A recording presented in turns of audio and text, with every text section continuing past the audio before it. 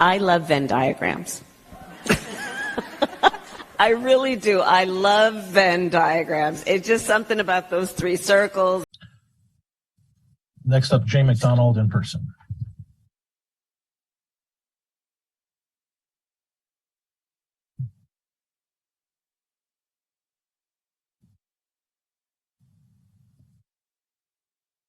Evening. So I'm Jay McDonald. I'm here to talk about diversity, inclusion, and equity. So we hear so much about diversity, inclusion, and equity and how it's one of the main thrusts, main objectives of the school board and the school district.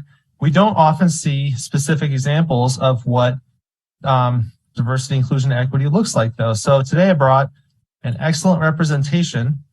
This is like the archetype of diversity, inclusion, and equity material that it's one of the books that was just recently purchased for our libraries. It's in Romig and Bartlett. It's called Let's Talk About It by Erica Moen. So it's got one of the chapters in here is about sexting. And I'll just read some of the text here. So before you start sending your naughty masterpieces around the world, take some time to get friendly with photo editing software and apps. Digital photos are permanent and impossible to retract once they're out there. So keep your recognizable features out of them before you share them. This is a book for kids. Don't forget to crop out your face, hide your birthmarks and scars, and edit out your piercings and tattoos. And don't forget to tell your sweetie how hot they look. Let them know you appreciate the little gift they've sent you. Mr. McDonald? Yes? Yeah, I'm going to interrupt you at this point. It sounds like you have a concern about a book. I'd be glad to connect you to the superintendent and their team to go through the appropriate process. I'd appreciate if you don't interrupt my time. Mr. McDonald, I've asked you to defer to the superintendent and their team if you have a concern about a book. We have a procedure and a process and a team ready to assist you if you'd like.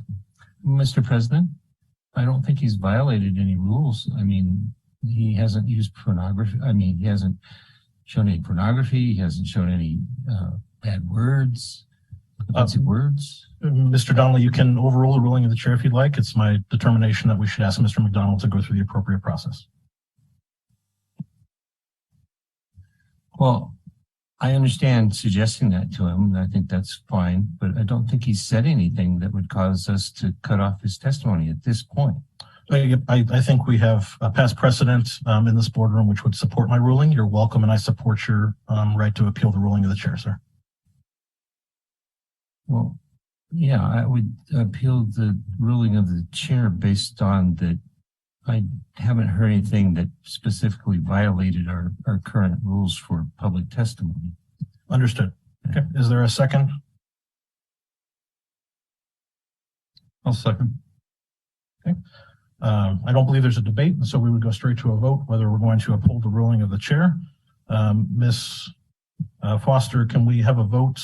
A yes vote would be to uphold the ruling of the chair. A no vote would be to sustain or overrule, I suppose.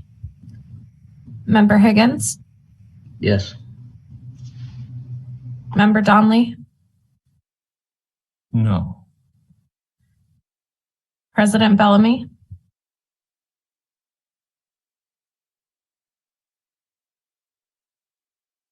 President Bellamy, I think you're muted. Sorry. Yes. Thank you. Member Holloman? No. Member Lessons? Yes. Member Wilson? Yes. And Member Jacobs? Yes. Okay. By a vote of 5-2, the ruling is upheld. So, Mr. McDonald, if you have any other items to testify on, you're welcome to do so.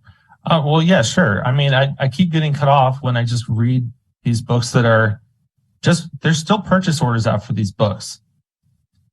Like they're not old things that were just put on the shelves to rot. Like they're things that you're actively procuring, putting in class. The first book that I read, I'm going to bring some of the FOIA documents that I have next time I'm in here. But there's teachers that are actually using it on their reading list in their classroom as part of their class material.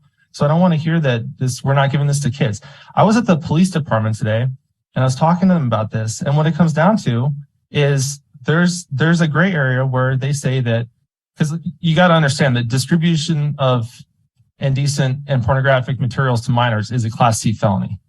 I hope that people understand that. So if there's the argument that, well, it's loosely covered by the First Amendment, and that's what you're doing, that's what you're hiding behind to give this to students in school, then how can you say I don't have First Amendment rights to just read this to adults at a school board meeting? Is it or is it not a First Amendment issue? I don't understand how it's appropriate for kids and it's not appropriate for the school board. I didn't even say a bad word. It feels a lot like you don't want parents to be seeing what's given to the kids. You're happy to give this to children. I've seen you, you even host reading times on the weekends. What books, what's your reading list when you host reading time on the weekends with Felix? You're happy to give these books to kids. It seems like you're terrified to give them to parents. And I think it's an absolute travesty that you cut off my time and don't even let me have my 3 minutes. I think you're breaking your own rules. Thank you. With that, your 3 minutes are up. Thank you, Mr. McDonald. I see no other individuals signed up for testimony.